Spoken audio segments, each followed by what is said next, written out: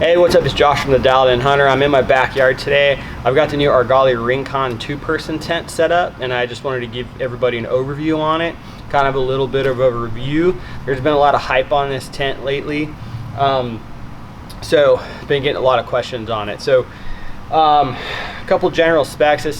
This is a modular system, okay? So you can run this in floorless mode, or you can run it with a floor. Argali sells an insert that attaches to the fly, okay? If you run it in floorless mode, the shelter is 19.5 ounces, okay? Super lightweight, easy to set up. When you add the insert, it adds another 23.4 ounces. So you're looking at 2.6 pounds for the whole package.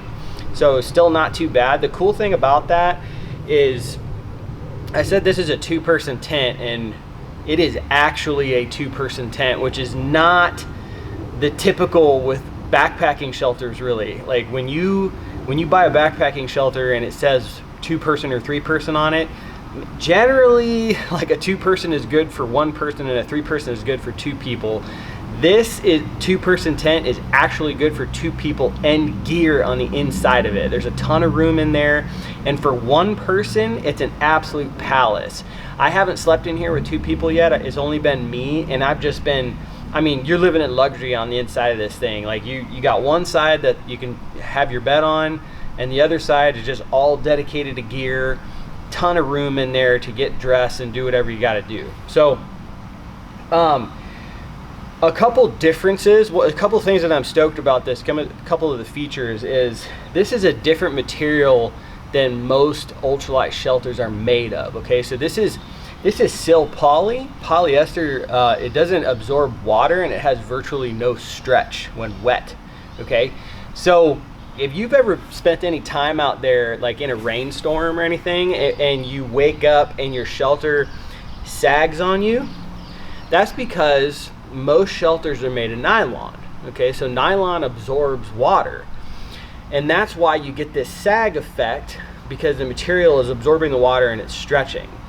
Polyester doesn't do that, and so it's pretty cool, and I can attest to that because I had this thing out in a ton of moisture, a ton, in Idaho when I was bear hunting, like 14 hours at a time of rain and snow, and I never had to go and re-stake the tent from the tent sagging from the moisture. So it was really cool. That's something I've always dealt with in the past, was like if it rained, I'd always have to go around and re-stake the shelter to get the tension back, right? So another thing about this is that you can set it up with your trekking pole, okay? Argali sells a carbon pole to go with this, but you can run a trekking pole on the inside of this if you wanted to, in order to save weight. So this tent's super easy to set up. All you're gonna do is you stake out the 4 corners first, okay? Then you'll put your center pole in and kind of get that to the height that you want. And then from there you'll stake out, there's 8 stakes total, so there's 4 corners, and then there's 1 on each side of the tent. Each one of these has a line lock adjuster on it, which is this deal right here, okay? And you can adjust the tension with these line lock adjusters. It means you can pitch this in a variety of different areas. Like I had this on sort of a slope when I was in Idaho, and because of those line lock adjusters, I was able to really get everything nice and taut and adjusted to the exact terrain I was in, which that was pretty rad. So we'll give you a walk around. All right, so this is a rectangular tent, all right? So this side's longer than that. There's a vent right here, an air vent for getting some airflow through the top. And then on the other side is one of the other features of the tent. So right now, so this is a removable stove jack right here, okay? Right now I don't have the stove jack in. I'll grab it real quick. So this is the stove jack, the removable stove jack, and this just unzips right here. There's a zipper right there, and it just unzips You can take that out and you put the stove jack in there, and you're able to run this with a stove during the later season, which is another just a killer feature of this tent. Show you the inside of this.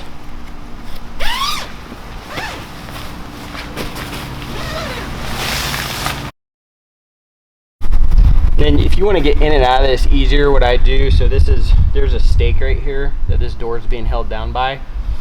You can just unhook that and loosen that line lock adjuster, unhook that, and then you can roll the door back for easy access.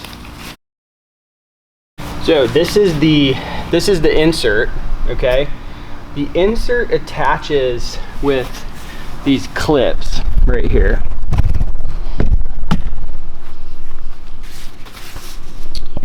Right there, there's a clip, and it attaches to a little loop right here. The insert has a clip. It's got a line lock adjuster on it. You can adjust the tension of this. See how the floor now is like kind of loose, okay? All you do is you're just gonna pull that until it's nice and taut, and then the floor will be nice and a lot more nice and taut on the inside. So that is how the insert attaches, and there's a clip on all four corners of the tent. So let's go inside. So this is the inside of the tent, just to like give you some reference. I'm 5'11", and I'm not, my head's over a foot away from the edge here, and my feet are about 6 to 8 inches away from the back. So there's plenty of room in here. Like I was saying earlier, like your pad is great. Like how I usually do this is my pad will go here. I'll sleep on this side, and I'll put my backpack and everything else, clothing, whatever, on this side. And there's a ton of room in here. If I were to have another person in here, it would work out great. I mean, there's enough room where we could put like gear at our feet, okay, backpacks, whatever, at our feet, and we could, two people could sleep in here for like no problem for sure. So, and when you take out the insert, you gain even more space, okay? So on the outside, if you look, see how the rainfly comes out even further. So check it out. I'll show you how much space you'll gain. See that in there? That's all extra space that you would have if you ran this in floorless mode. And it's the same thing on the other side. So a lot of extra space that you would gain to run it in floorless. This is what the pole sits on. Super durable cylinder piece right here. I mean, you, like I said, you could put a trekking pole there too. This is Argali's pole that they sell, and it sits right up in there. Nice reinforced material up there.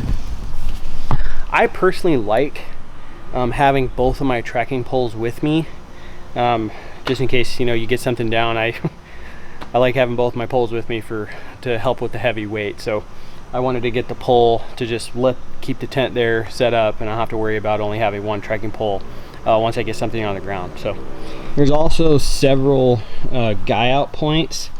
There's a loop here, loop there, loop there, loop there, loop there.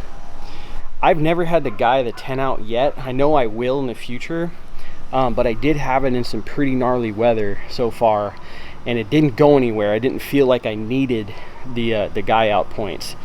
So, but just awesome, just added reinforcement. The tent's pretty solid as it is though. So something I was doing in the field for a little bit of extra storage when I was away from camp, especially when, you know, there was weather and everything. And this is really the only downside of this tent to me, is it doesn't have a vestibule. It doesn't have a dedicated vestibule. I like having a vestibule, but all of the other features on this tent kind of outweigh that. But this is a little hack that you can do. Both sides of the tent, remember I was telling you with the insert, you have this extra space on the sides. So I would just do this. I would just loosen that, and then I'd have access in there, and I can throw whatever stoves, whatever water filters, whatever I need in there. And then when I was done, just tighten it back up, you know, and everything is waterproofed underneath that right there. So it's kind of like a vestibule, but you don't have a zipper right there. When you set this up in floorless mode and you really want to cinch the tent down to the ground to eliminate any airflow, instead of staking the tent here, okay, with these loops, you would go right through here, okay? And you can do that on every single one of these, and you can get that tent cinched straight down to the ground, and it'll be nice and secure. Nothing's gonna get underneath there. Pretty cool, man. A lot of versatility with the tent. Always appreciate stuff like that with backcountry gear. All right, that's gonna do it. That's the Argali Rincon 2-person tent. I'm really psyched on this tent. I'm gonna be spending a ton of nights in it this fall, running it in floorless mode, with the insert, elevated, not elevated, all of the things. Super appreciate the versatility of it. Makes you feel like you can kind of take the tent into a wider range of hunts, particularly being able to add a stove to this thing, you know. And that's one thing I forgot to mention. So this is a 2-person tent without the stove, but when you add a stove in here, it becomes a 1-person tent, okay? And a common question that I've gotten is, oh, can you run the stove with the insert? And the answer to that is absolutely 100% no. Okay, that is a fire hazard. Don't do that. There's not even a hole in the insert for the stovepipe, so don't think that's a mistake. Don't do that. Anyways, that's it. If you guys have any questions on this tent, drop them down below. If you got this tent already and spent some time in it, I'd love to know your thoughts down below on what you thought. I've got a couple hunts under my belt with it already, and I've been pleased. So yeah, if you like the channel, hit subscribe. If you like the video, hit thumbs up. And until next time, stay safe out there.